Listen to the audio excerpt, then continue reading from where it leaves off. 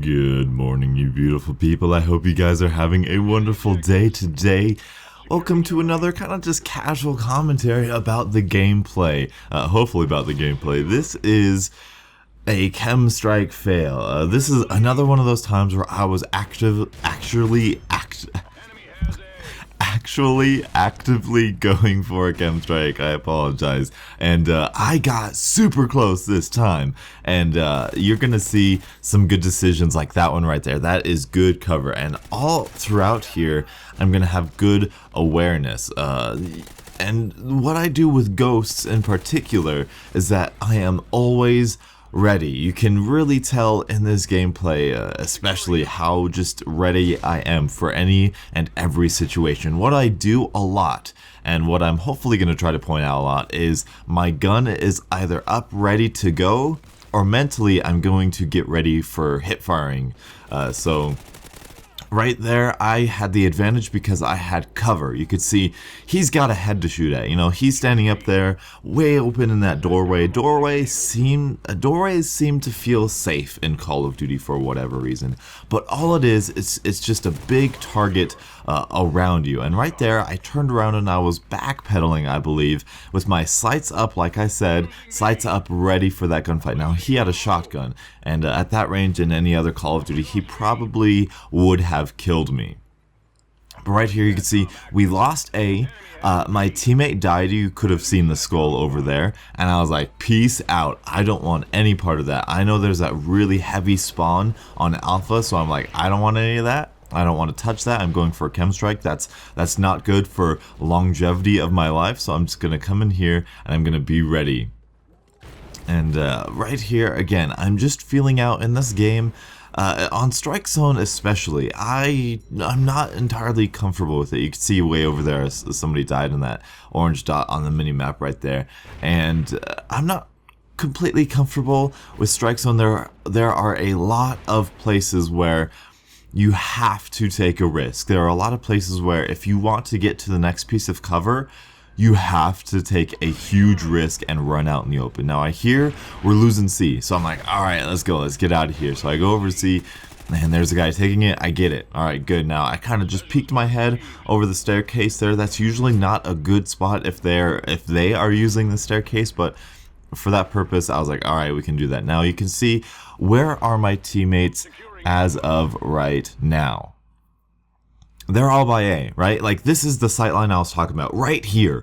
Right here. This is the worst position to be in if they have A and they're standing at A. If they're at A, this is the worst place you can be. They have cover. They have the jump on you. They are ready for you at all times. But right here, my teammates are at A. I feel like it's a little bit safer, but I do see that orange dot, so I'm going to swing by here, and I'm going to see if I can't get him. Got him. Actually stolen from my teammate. So I do have ping on my specialist bonus. I'm using a specialist bonus, by the way. I'm using the Honey Badger with a foregrip and armor piercing bullets. That's, I think, a good solid class. Not really good for long range, but good for that middle range. Always consistent there.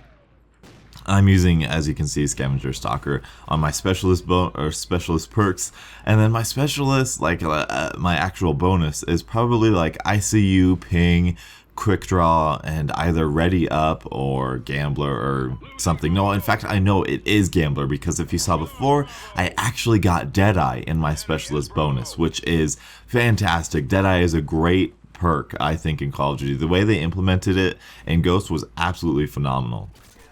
And right here, I'm taking a little bit more of a risk, but honestly right here is exactly where I'm most comfortable in Strike Zone. I've got two different ways, well, three different ways they can come at me. One of them, they have to climb up on a truck, so it's very difficult for them to. One of them, I have the advantage on because I have cover and looking out into that middle area, and they don't have a lot of cover like there.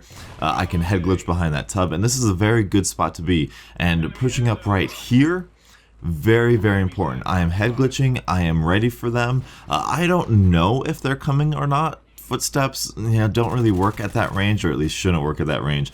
Taking shots at that guy, not the smartest decision.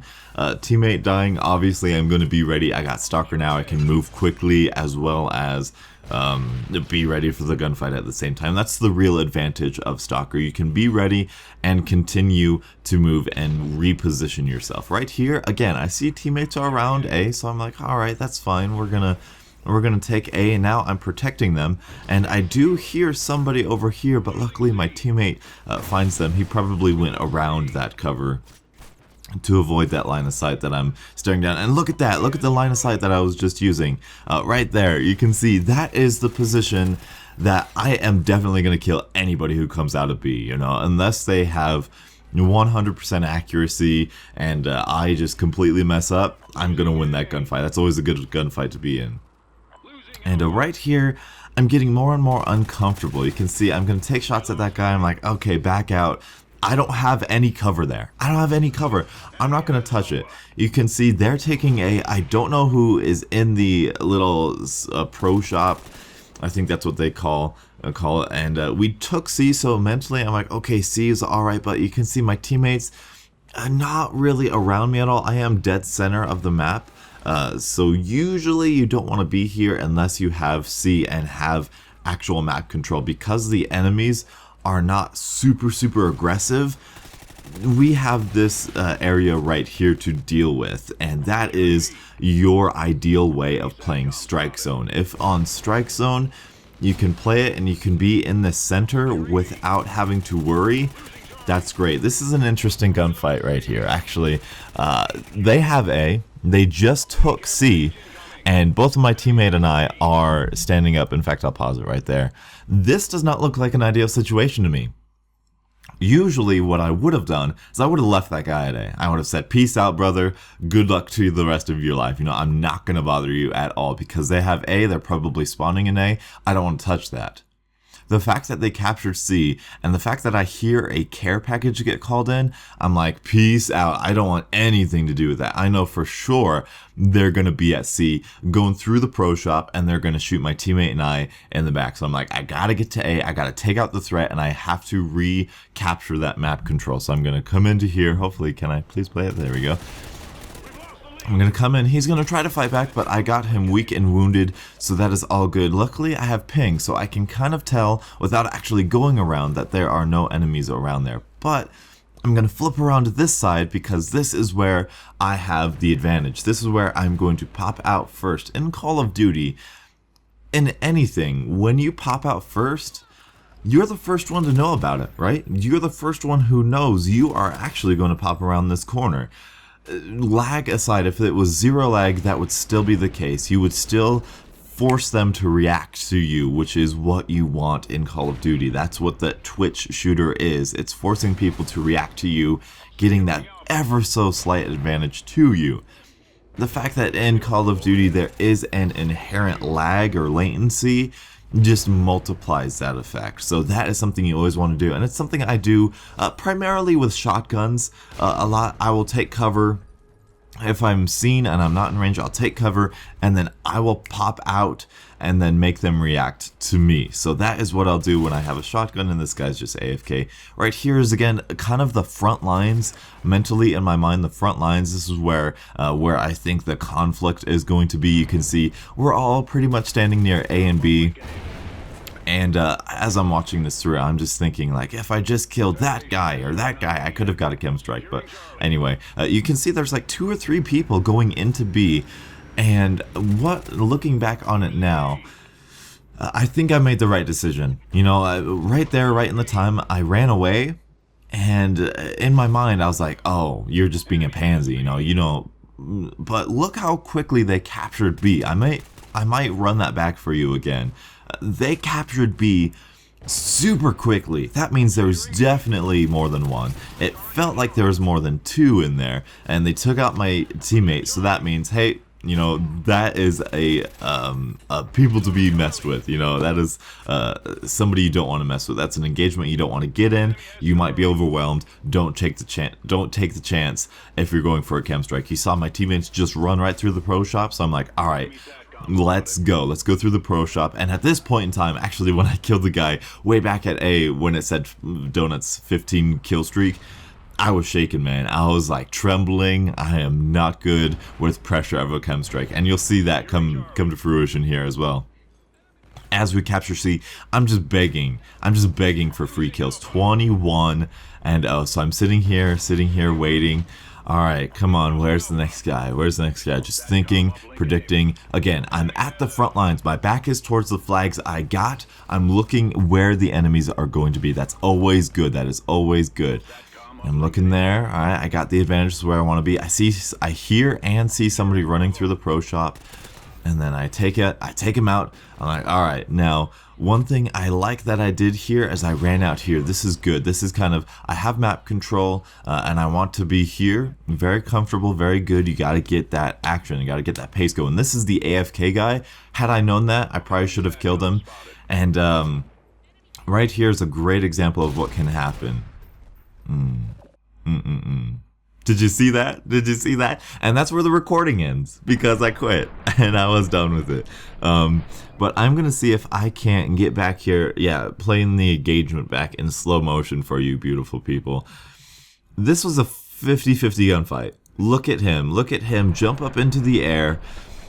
And now I wasn't aiming on him as he was jumping up into the air, but had I been, that would have been a very good tactic. You know, we're not in Advanced Warfare, so there's no double jumps or boost dodges everywhere, but that is a very good thing that could have thrown off my aim had I been aiming at him. But at this point in time, I'm going to freeze it right as soon as I get my sights up. This is a 50-50 gunfight. Up until this point in time, in this entire game, I had been getting into fair gunfights. And even or not fair gunfights. I've been getting into gunfights where my sights were up already and I was ready for them and I knew they were there. This is everything opposite of that. He knows I'm there. He saw me walk by. I actually came back and kind of aimed down sights at him. I am aiming after he is presumably, you can kind of see it on his character. And I am trembling, so my aim is just horrendous. Like, I get out the amount of shots it takes to kill him, but not in the amount of time. And you can kind of see in slow motion that I may get around the corner, but not so drastically as in Advanced Warfare. And it's really funny watching it back. It's just, and the sad thing is, the good thing I should say about this, as I kind of play that engagement again for you, I'll rewind it a little bit so you're not bored out of your mind. That's completely fair, right? That is death. That is death because, hey, the enemy did something right, and I didn't make the best decision in that situation. That is not lag. That is not bad hit detection. That is not a danger close noob tube. I quit, and it may look like I may have rage quit, but that's just me not playing anymore because I'm trembling and I couldn't handle it, and I was just like, I quit. And so then I went and I played some Minecraft and just kind of got the shakes off of me. So that's what I wanted to show you guys. I am not discouraged. I will get a KEM Strike one of these days. I just know it's going to happen one of these days, and you guys are going to see a very, very ecstatic donuts when this happens. And this entire game was after I played Advanced Warfare, so it was a great, great game to come back to. So hopefully you guys have enjoyed. Share your KEM Strike fails with me. I want to hear it. I know you beautiful people are good at this game. I know you guys have some KEM Strikes under your belt, so tell me about them. Thank you guys so much for watching, and until the next absolutely beautiful Call of Duty morning, I'll catch up with you guys later. And as always, have a great day.